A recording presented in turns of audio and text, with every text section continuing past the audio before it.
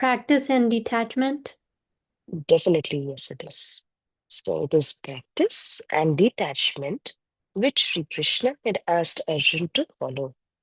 So, having said that, Sri Krishna had said that when one puts sincere efforts in practice, in study, then the mind constantly becomes dedicated onto the study. And after that practice, the mind begins to evolve. So, having said those words, Arjun was also under the impression that what kind of a practice should I be doing?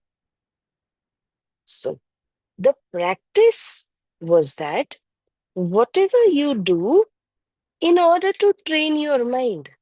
For example, if you are learning this Bhagavad Gita teachings, it should be a sincere and a consistent effort. For example, if you're doing something like prayers and meditation to tame the mind, again, your effort in it should be sincere and consistent. Once you become sincere, then grace of the divine will automatically shower upon you. And that grace will make things work. The impossible tasks will also turn out to be possible. So, this is what Sri Krishna had explained about how is study very important, practice very important. Then, the second method he spoke about was dispassion. Vairagya, that was what he mentioned, which means when you are doing all the activities dispassionately, then none of the things will be able to bind the mind. That if I do not do this, this will be the consequence. That binding of the mind will not take place. It is just doing its activities purely for the sake of transacting in the world. So Sri Krishna had mentioned about dispassion and study or practice. Now, after which Arjun had raised another question, and Arjun had said that, "Oh Krishna, what if a seeker, if an individual who is seeking the supreme truth, is a seeker.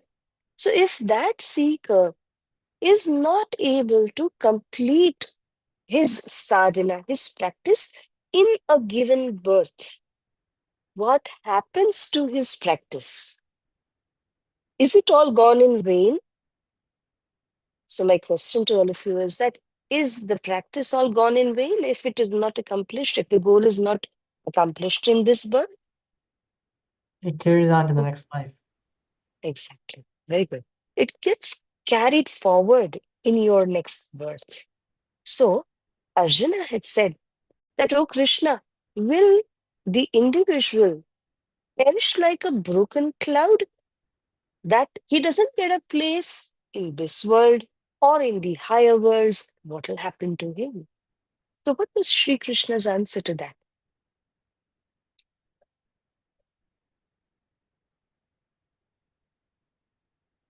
uh, Agreed that the power of the practice that he has put in will get carried forward. Yes.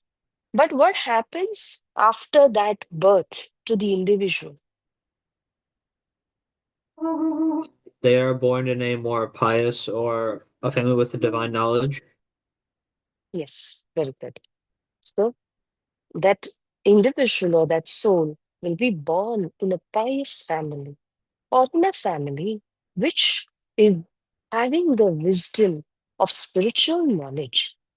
So I see all of you all as blessed souls because you all are born and brought up in such families where the Tartam knowledge of Satguru and Sri Pranaji is so deeply rooted and ingrained in your family members, your parents, your grandparents, etc. So you see, it makes a huge difference because being born in such a family You are surrounded by family members who will be supportive in your further spiritual journey. So Sri Krishna had made it very clear to Arjun that do not worry. No matter how much ever practice you put in this present birth, if a seeker does not accomplish his goal in this birth itself, his practice will not go in vain, it will be carried forward. He will take birth in a pious family and will straightaway continue with his spiritual journey. He will not have to start from the scratch. So, this is what we discussed in our last class. Now, can you please tell me the exact place where we stopped? The number? I think 42 we may have done, right? We finished 42. Okay, thank you. So, I'll share further.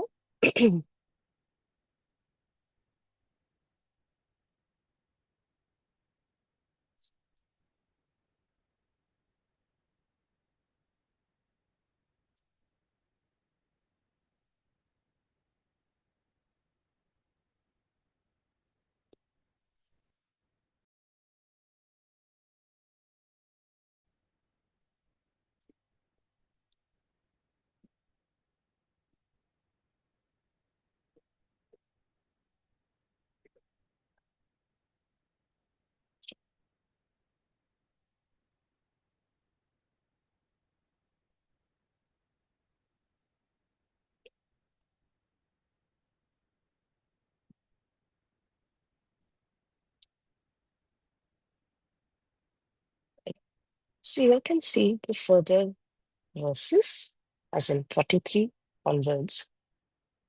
Now, Sri Krishna says, on taking such a birth, which birth is he talking about? On taking birth in the pious family, or the family which has the wisdom of spiritual knowledge. When one takes birth in such a family, or descendant of Kurus, that is being addressed to Arjun, they reawaken the wisdom of their previous lives. Very beautiful point. The wisdom is already there in the jiva, in the soul. That is also carried forward. Now, with this, one more understanding will be elicited in us. In every new birth, in every fresh birth, does the mind, intellect, the inner instruments change for the soul, or even they are carried forward? So, we need to think over that. Can I have your attention on this? And I would request an answer also. What do you all think? That when a soul takes a new birth, will the inner instruments remain the same or will they change? Inner instruments are the mind, intellect, or the bosom, the heart. They Does will change. Go ahead. It'll change? Okay. Sanvi says it'll change. Yes. How about Pranay? What are you saying? I think it would change because the karma will stay, but it's a different body, so it's not fully it's a different body. Okay. It's a different body, so it'll change. Okay. Anyone else who wants to also answer about this? I It'll be agree with interesting to Pranay. know. Oh, Sorry. You have to repeat yourself. oh, no problem. I agree with Pranay considering it is a different body, it would have different internal instruments. But as Pranay previously Okay. did say, the karma is there. Okay. All right. So anyone else who wants to say this? Please think over. All right. Now, what does the spiritual knowledge say is that the mind, the intellect, all those are actually associated with the soul, right?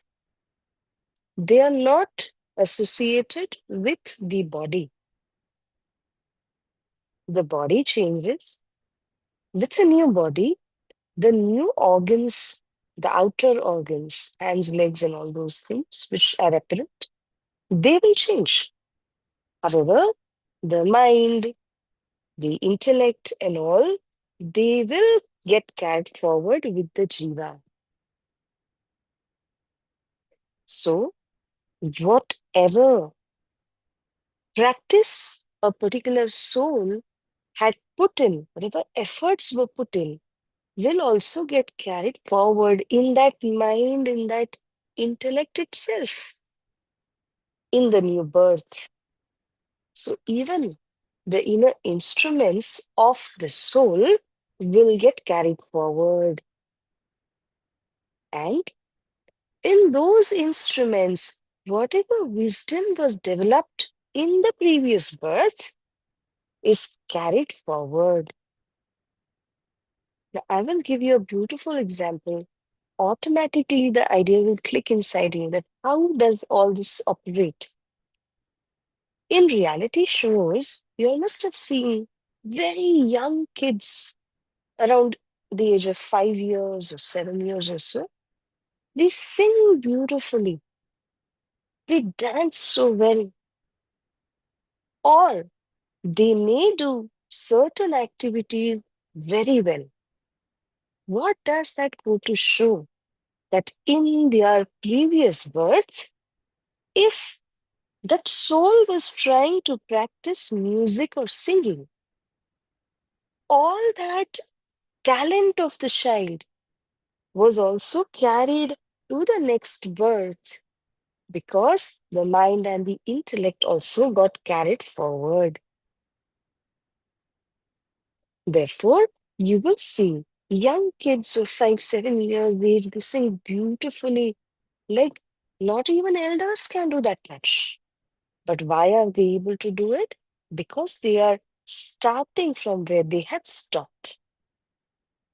The wisdom developed in the previous birth gets carried forward for them, and with that wisdom, they just simply continue their journey of the new birth. So that is why, uh, 1 minute, there's a question. So that is why we see that young kids, based on practice, they develop so well right from their young age.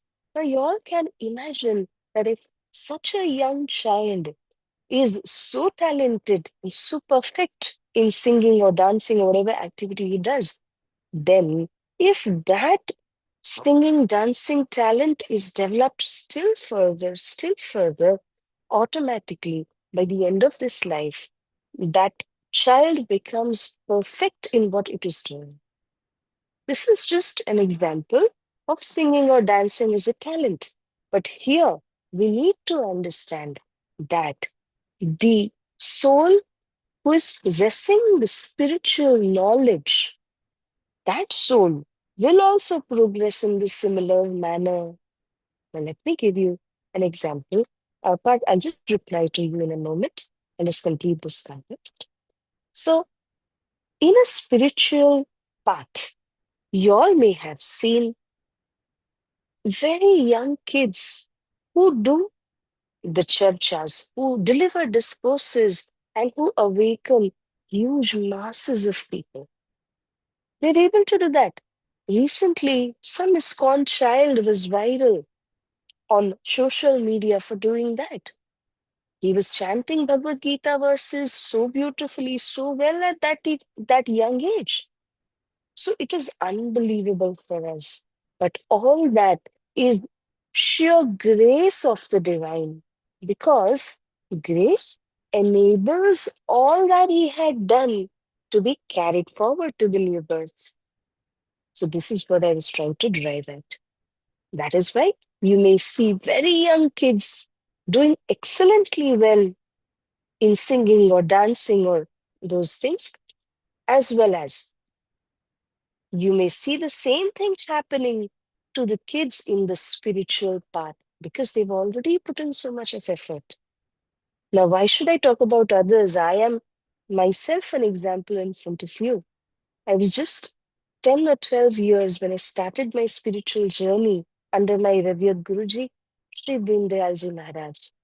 He could immediately understand that this soul has already put in so much of effort in the previous birth and has come to me, and automatically the study of our Tartam Vani begin because he could understand, he could sight it in me.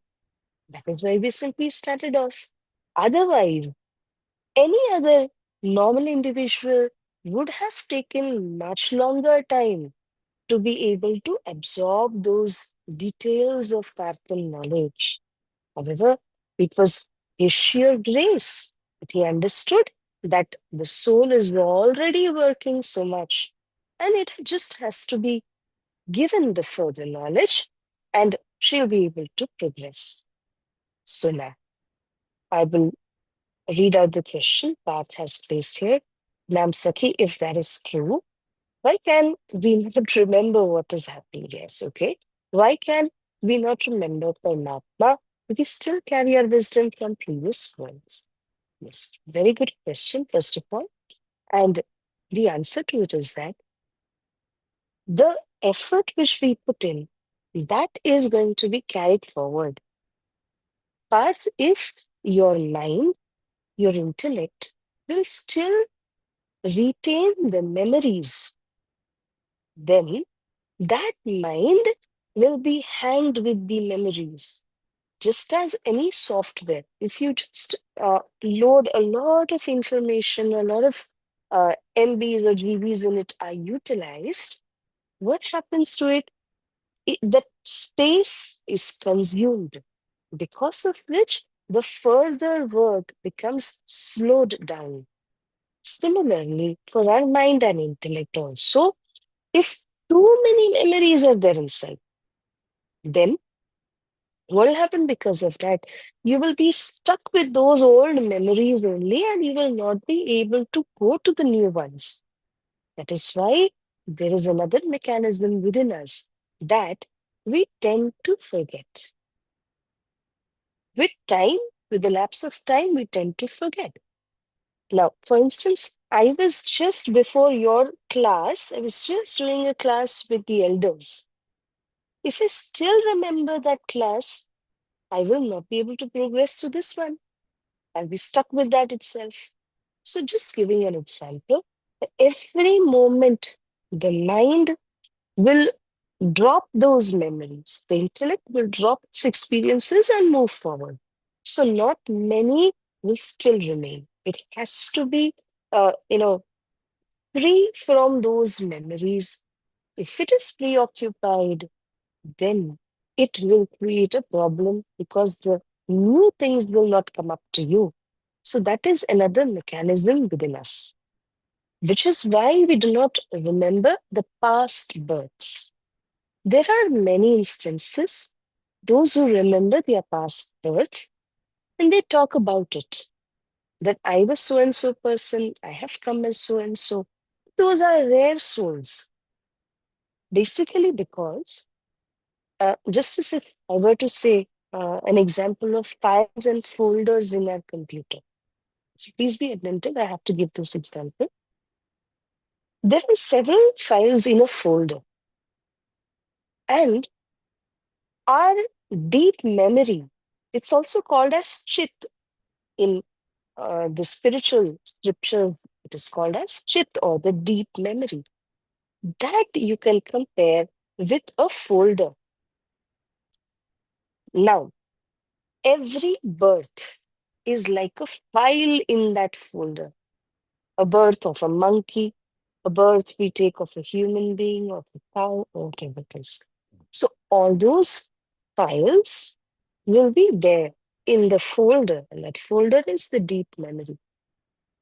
What happens is not all the files will open at the same time, although they are there within.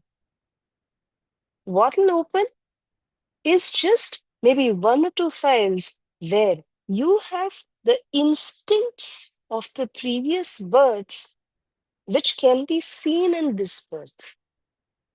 But if all those files will open all together, it will definitely create a problem in this birth. So, although there is a mechanism where the efforts will be carried forward, the memories of the previous birth, of who I was or what I was doing, will straight away not be carried forward.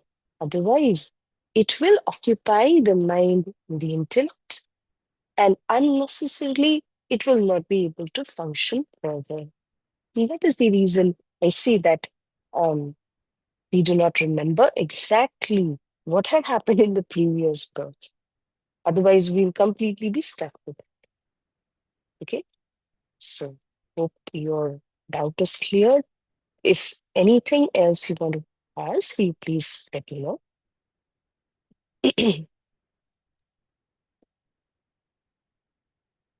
Okay.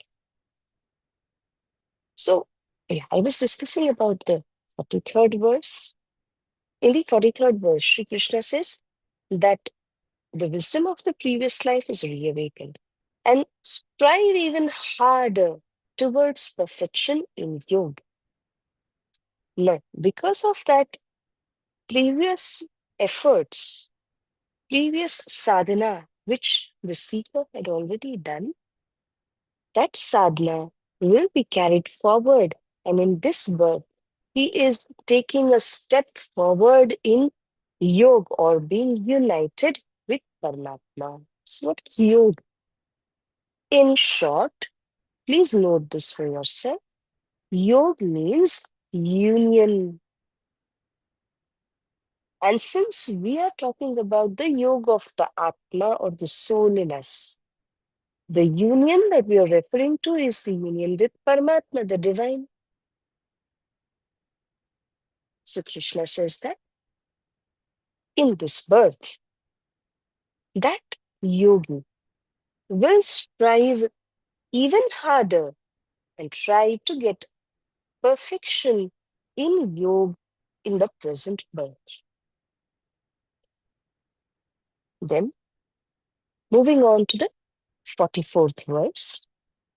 Indeed, they feel drawn towards God. Now, this is again a very beautiful statement that Sri Krishna makes. Oh, Arjun, because the previous efforts are being carried forward in this birth, there may be a situation where the individual in this birth is in a kind of getting disconnected with what he was trying to do. But even in that case, due to the efforts, he gets pulled towards what he was doing earlier. So, the efforts that were already put in are so powerful that even if he tends to forget about it in this birth, those efforts are powerful to pull him back. As I said, there are young kids around 5-7 years of age who deliver his courses on Bhagavad-Gita, on spiritual texts, etc. Now, if by any chance they give up doing that, they switch over to something else. But because of their efforts of the previous Janma, previous birth, again, they will be drawn towards uh, practice in the spiritual field itself. So, this is the power of the efforts that they had put in. Even against their will. What is Sri Krishna saying? That even if he wills to do something else, but the power of the efforts that he had put in is so strong that he'll be pulled into the spiritual aspect. If somebody was doing practicing singing or dancing, that individual will continue to do that same thing in this birth. So even if he is willing to quit from that, the power is so much that it helps him retain the same activity even in this birth. Shri Krishna says further, on the strength of their past discipline. Discipline, therefore, really matters. There are days when we become very tired and we feel like, no, we don't want to do anything. But since we were in discipline, the mind really enjoys that discipline. It wants to continue. There are days when getting up early becomes very difficult. However, just because you've been following a certain discipline, that helps the mind to continue with the discipline. So the same thing happens to the seeker. Since in the past life, he was doing everything sincerely with discipline, in this life, the same discipline helps him to be consistent. Even if he wishes to change over, switch over to something else, the power of the effort pulls him back. So, even if he's not willing, he's pulled back into this. This is the power of discipline. Such seekers naturally rise above the ritualistic principles of the scriptures. So, there are certain rituals mentioned in the scriptures, but such souls, because of their effort and sincerity, will be able to surpass even those principles, ritualistic principles of the scriptures. Such strength is developed in those souls. So, this is what Sri Krishna says about the power of discipline in this verse. Now, moving on to the 45th verse. With the accumulated merits of many past births. Please note the word is many past births. It's not just one or two. When these yogis engage in sincere endeavors to make further progress, they become purified from material desires and attain perfection in this life itself. So it's because many births were utilized in the same goal for the same achievement of the same goal. That is why the yogi in this birth becomes more and more perfect. And the final destination that he wanted to arrive at is the feet of the divine. So he is able to attain that goal. Therefore, an important thing Sri Krishna mentions here. He says he becomes purified from material desires. Dear friends, you all may have seen there are souls who easily give up material desires. They are least interested, very dispassionate. You give them anything, they accept it. If you don't give them anything, they're still okay with it. They do not mind because they are practicing dispassion. But this happens after a lot of effort has been put in. And finally, you come to such a stage where the material desires which are there in you get purified, they vanish. So, Krishna, in sixth chapter, has described about how the yogi in every birth keeps on progressing to attain the final goal, which is union with the divine. It's called yoga in Bhagavad-Gita. So, dear friends, any questions so far? Welcome, please let me know so that we can answer those questions and then we may move forward. There are a couple of more verses which I have to share with you.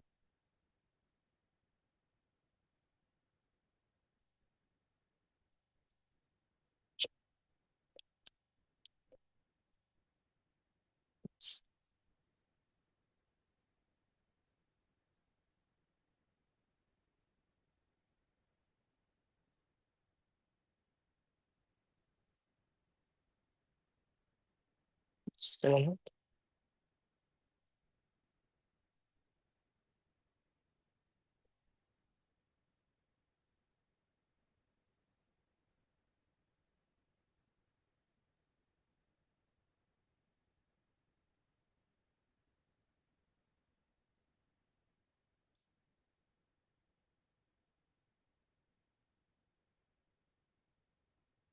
Yeah. The final two verses of the sixth chapter in front of you.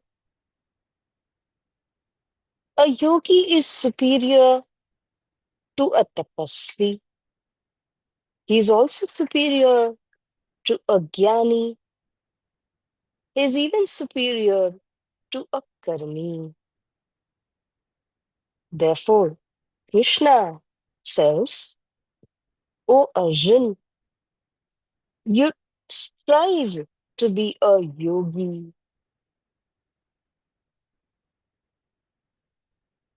So the one who is striving for union with Paramatma, the divine, is called a yogi. Krishna says, O Arjun, you strive to become a yogi.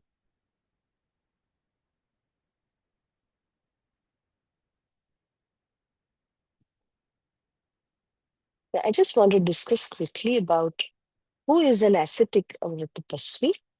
A tapasvi is the one who does a lot of rigorous tapas. Tapas means that you utilize your body to do many such practices in which the body gets heated up. By heating up, I don't mean the physical heating up. Heating up means to purify yourself. So, a tapasvi is someone who is constantly engaged in practices to purify his mind, body, intellect. But Krishna says, even superior to a tapasvi is a yogi who strives for union with the Supreme Being. Further, Jnani is a person who is accumulating a lot of knowledge of the scriptures.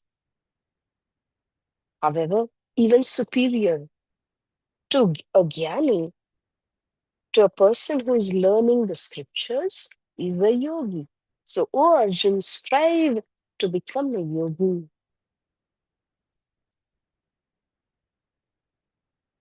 And Shri Krishna also says, he is superior to a karmi. Now, dear friends, please understand that in our scriptures, there are certain ritualistic practices. The one who performs those ritualistic practices, he is called a karma kandi in the basic language, the native language.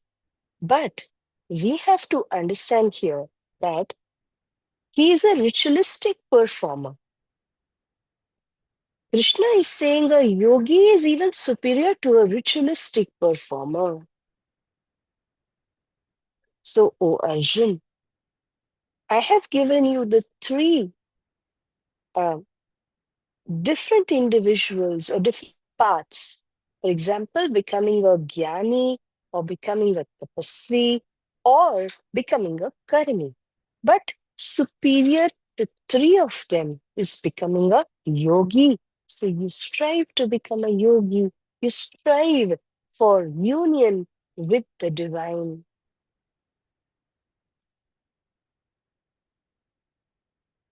Now the question arises, why is Sri Krishna saying this?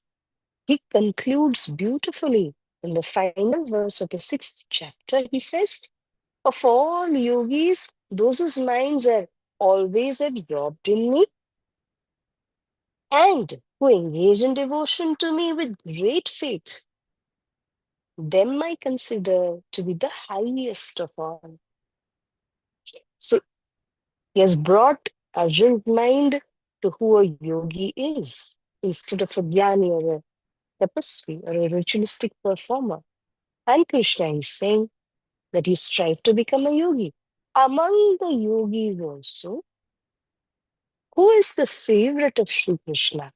Among the yogis, he says, when your mind is absorbed in Krishna and when you engage in devotion with a lot of faith in your heart, that yogi is the favorite among all, and Krishna gives the highest grade to that yogi.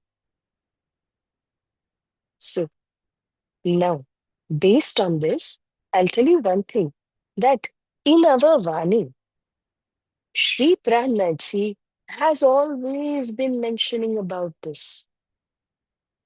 He says, he's not using the term yogi or anything, but he says, constantly keep your mind absorbed in Sri Raji Maharaj or in Sri Krishna Ji, in his pastimes. Why? You are constantly absorbed in him. That makes a big difference. The mind always remains purified. Even when you are engaging in the worldly transactions, your mind is still immersed in his pastimes. So that is when the mind is never really separated from the divine. Because as we know, the mind is so jittery, it is so fickle, it will run away every time. To bring back that mind to the focus, to your aim, it is really important that the mind is in a constant union with Sri Krishna. And how can it be in constant union? Because Krishna's pastimes, his leelas, is what the mind always recollects. Because it gives him joy and bliss. So the mind also would like to be immersed in Sri Krishna's pastimes. Therefore, all said and done, what are we supposed to do? First of all, we fix our aim of the life that we want to attain Sri Krishna's lotus feet, his abode, Sri Paramdham, so that we come out of this cycle of birth and death and constant suffering. The best way to do this is becoming a yogi. You strive to become a yogi, you are completely absorbed in devotion towards Sri Krishna, and Sri Krishna will pull you out from the cycle of birth and death and then give you liberation in his supreme abode. So, this is what is the underlying message of chapter 6, and this is what we need to practice. Those who may be doing a little of Seva Puja, you all will know that in our Seva Puja, the ultimate thought or the underlying message of Seva Puja is the same, that your mind should remain absorbed in Krishna and his pastimes. So, with this intention, we should be doing Seva Puja every morning and every evening throughout the day. You all may have seen elders doing at home. We may be busy, but you all may have at least seen them doing. So please, at a certain point of time, I will also talk to you about the importance of Seva Puja in connection with our Gita study. So, for today, I will ask some questions. This completes the 6th chapter for us. Today, we started off from the 43rd verse, and my question to all of you is that uh, what does Sri Krishna say about the soul who continues his journey in this birth? Like, what about the wisdom that was already there in the past life? What happens to that wisdom? The wisdom from the past life carries over to the next one. To the next one? And Krishna has used one very good word. If you see in the 43rd verse,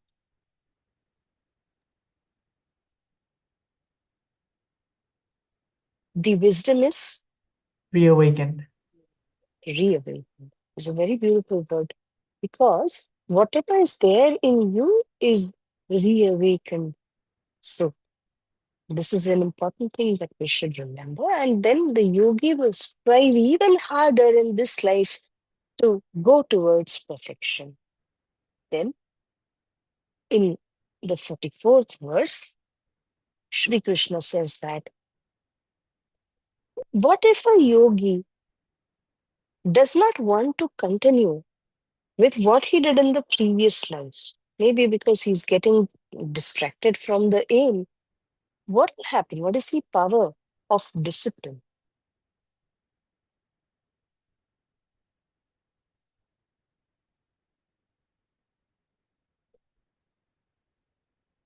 Will he quit from what he was doing, or will he be still pulled back in putting his efforts? He will be pulled back. Yes, he'll be pulled back even against his own will, isn't it? Because the power of efforts is so much, the power of discipline is so much that even if he's getting distracted, he will be pulled back to the aim and he will stay focused. So, uh, then I got the 45th verse. My question to all of you is, uh, after many births and after accumulation of merits of all those many births, what will happen to the material desires in that yogi?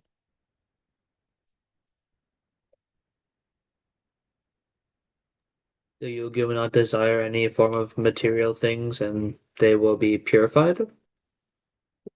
They will be purified. There will be no material desires because he comes to know that the mind was clinging on to the material desires. However, those material desires are not worth. Therefore, the yogi now surpasses those material desires. He is purified to go to the next level. Now, coming to the 46th verse, a yogi is transcending or a yogi is surpassing three types of individuals Krishna spoke about. What are the three types that he spoke about?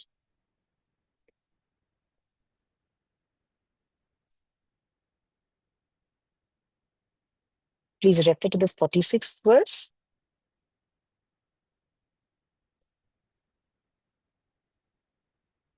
To whom all is a yogi superior? Tapasvi, Yes, Gyani, and Karmi. correct, absolutely correct. So, a yogi is always superior to a tapasvi, to a jnani, as well as to a karmi. Now, what does Sri Krishna tell Arjun in the 46th verse? The underlying message that he has given, since a yogi is superior to all these three, what should Arjun be doing? Be absorbed in Sri Krishna because he considers them to be the highest of all.